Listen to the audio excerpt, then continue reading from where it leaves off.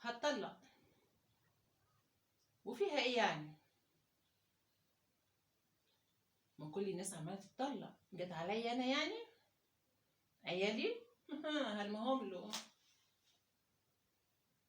واجيب سيد امال ايه؟ ولا بيهمني.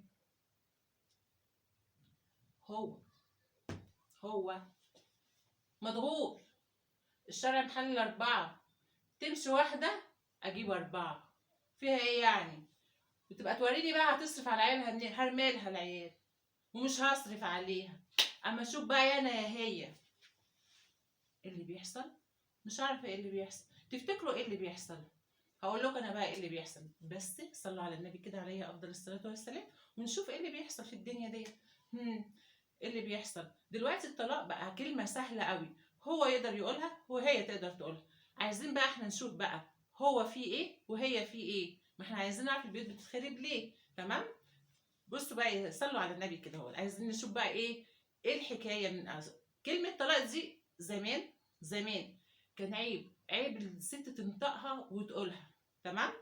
ليه عيب؟ كان عيب ان الست تتطلق ليه؟ لان هي كانت تثبت فشلها. خلينا متفقين ان الطلاق كلمه مش سهله، ربنا حللها، ربنا حلل الطلاق. تمام؟ لكن قال لك ايه؟ ابغض الحلال عند الله الطلاق.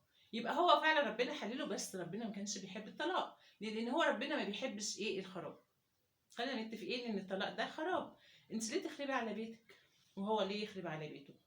زمان كانوا بيقولوا ايه؟ اللي ملوش كبير بيعمل ايه؟ بيشتري له كبير. زمان لما كان في حد عايز يتطلق بيعملوا ايه؟ بيعملوا اعداد، يعني يجيبوا حد هنا من العيلة وحد من هنا من العيلة ويحاولوا يصلحوا.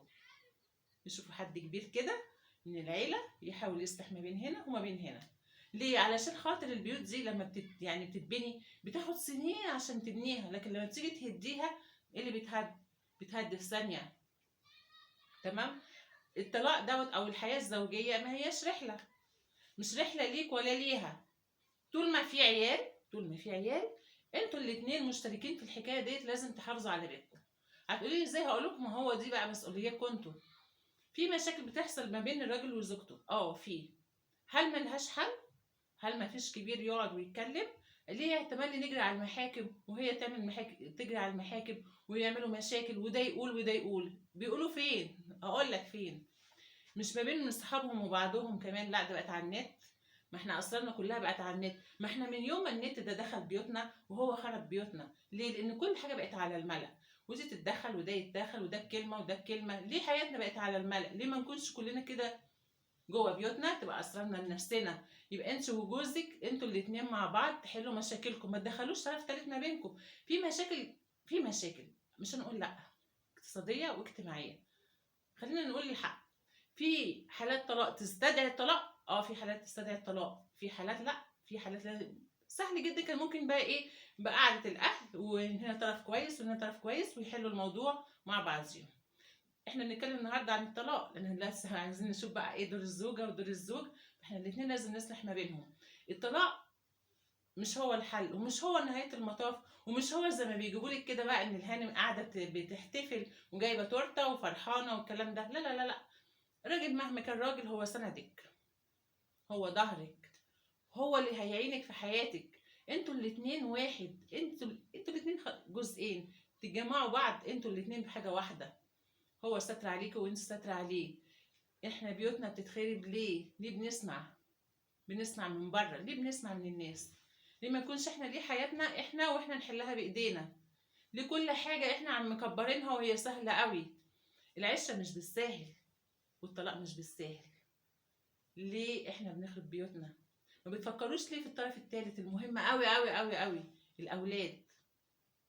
ليه تحرم الام تحرم ابنها من رؤيه ابوه، والاب يحرم زوجته من رؤيه عيالها؟ وفي الاخر بنطلع جيل بقى عيال معقده على الاخر، وتلاقي العيال مشردين في الشوارع وكده. ممكن هو يتجوز وممكن هي تتجوز، مش هقول لك لا، وكل واحد يروح في ناحيه، وفي الحل العيال هي اللي بتتشرد. وبيكون النتيجه ان احنا جايبين جيل والله جيل مرمي في الشوارع، مش عارف اي حاجه يعني عن الحنان، عن حنان الام، عن لمه الاب في البيت، وهنلاقي بقى من دلوقتي مشاكل كتير قوي، وهنلاقي اسر كتير متفككه، وعيال كتير مش عارفه مش عارفين لها حل. طب وليه كل ده؟ ليه البدايه الاختيار ما كانش صح؟ ليه ما يكونش بيني وما بينه ثقه، موده، رحمه، حب، وانتوا الاتنين يبقوا بينكوا مقفول عليكم سر واحد، ما تدخلوش حد. اللي بيتدخل ما بينكم هو اللي عايز يخرب عليكم. خدي بالك، صاحبتك اللي هي بتشجعك على الوقت على ان انت تتفصلي او كل واحد يروح لحاله، هي اول واحده بتتخلى عنك. خدي بالك، هي اللي بتتخلى عنك. تتخلى عنك ازاي بقى؟ بتخاف على جوزها طبعا. انت واحده مطلقه يا ماما دلوقتي، او حتى ارمله، بتلاقيها خلاص بتبعد عنك، انت خايفه على جوزها منك، الله اعلم بقى. فكل واحده بتقفل على نفسها، وفي الاخر انت اللي بتقعدي لوحدك. تمام؟ مش هتلاقي سيد سيد وزي ما انت ما بتقولي والكلام دوت. بصي، ما فيش حد خالي من العيوب، ما فيش حد خالي من العيوب. هتيجي تدوري وهتلفي وتدوري، هتلاقي برضو ان ما فيش بني ادم تاني هتلاقيه الا فيه عيب برضو، هتقبلي عيبه ده كمان ولا تتطلقي تاني؟ في عيوب ممكن تتحل، حلوها. حلوها، مش الحل الطلاق ابدا، لا لا، انا مش شايفه ان الطلاق بيبقى حل.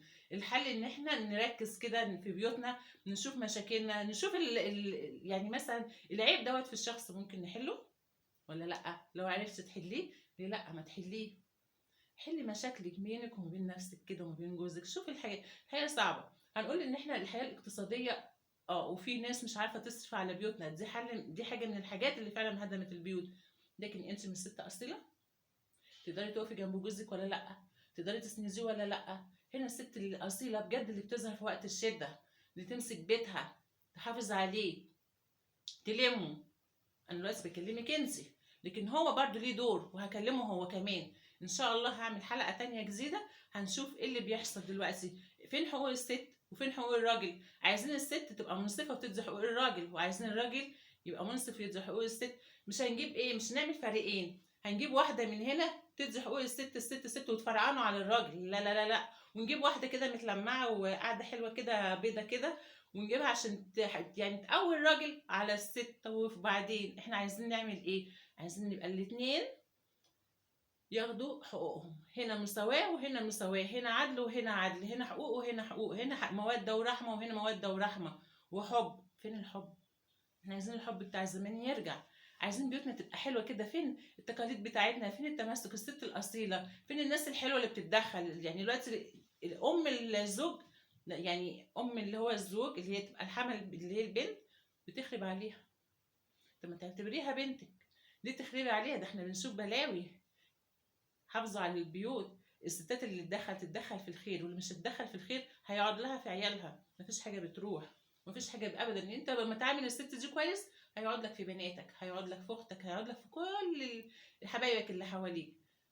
الطلاق مش نهايه المطاف على فكره، ولا هي دي بقى خلاص، هي دي ان انت لسه ليكي حياه تانية جديده هتعيشيها بطولك، هتحمليها بطولك انت لوحدك وبس. مش هتلاقي حد هيقف جنبك.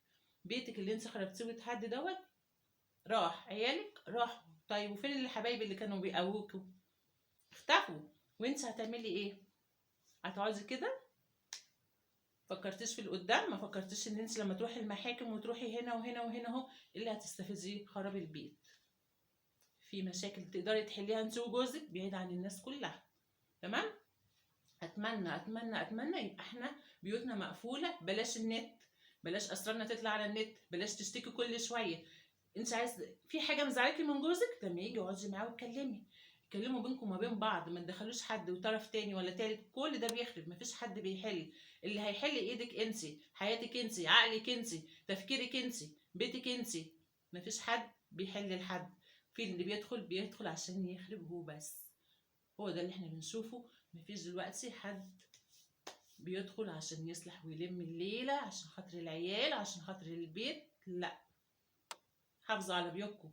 بيوتكم مش بالساهل انها تتدمر. في ايديكم انتوا تبنوها وتعمروها، وفي ايديكم انتوا تخربوها، هتقعدوا انتوا اللي شايلين الهم. السلام عليكم.